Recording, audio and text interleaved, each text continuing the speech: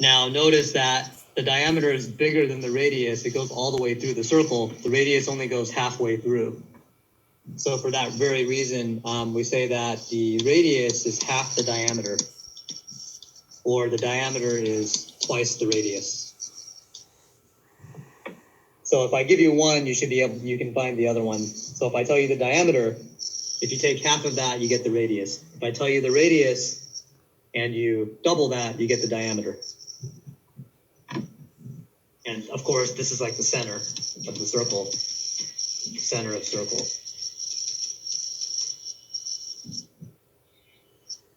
Okay.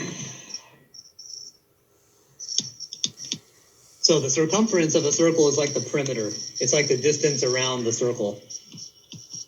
We call it circumference instead. So the formula for that is C is equal to 2 pi r, or that's equal to pi times the diameter.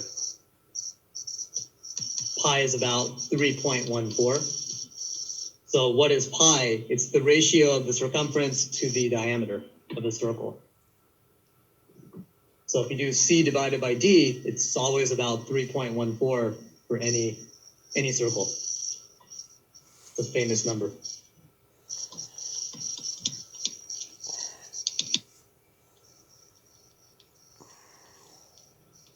And area is pi r squared. So you need the radius to get the area, but to get the circumference, you can have either one, and you'd still be able to figure out the circumference. But the area, you have to have the radius. So pi r squared gives you the area. Let's do one example.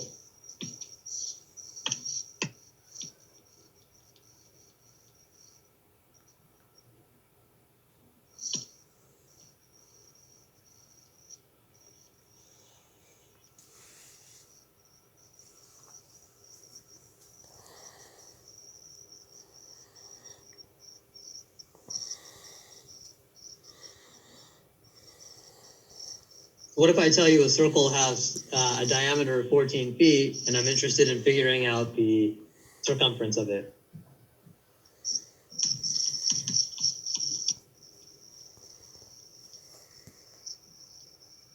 Well, first of all, we know the diameter is 14 feet, so my radius is half the diameter, right? So radius is 1/2 d, so that's 7 feet. Okay, well, I know the circumference is pi times the diameter, since we're given the diameter. So that would be C is equal to pi times D, which is 3.14, because pi is about 3.14 times 14.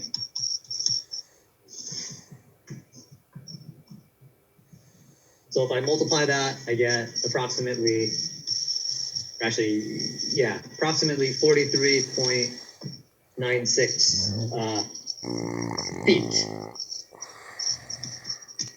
So what does that mean? That means if I take the circle and I cut it and I open it up, it's like a string. So the length of the string is about 43.96 feet, the distance around it. So if I go around the circle, it's 43.96 feet. What about the area? So area, I told you the formula is pi r squared. So A is equal to pi r squared. So we know the diameter is 14, so the radius is 7. So that would mean I get 3.14 times 7 squared. So that's 3.14 times 7 squared is 49.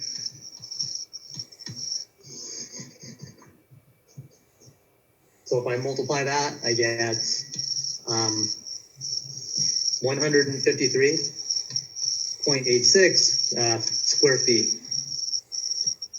So again, whenever you find the area, it's always in 2 dimensions. Whenever you find the perimeter or circumference, it's always 1-dimensional, as you can see.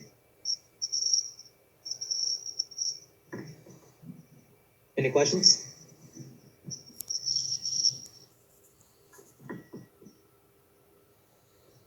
Okay, so that's basically two-dimensional figures, flat figures that are two-dimensional that can fit on your paper or on your screen. So what about three-dimensional?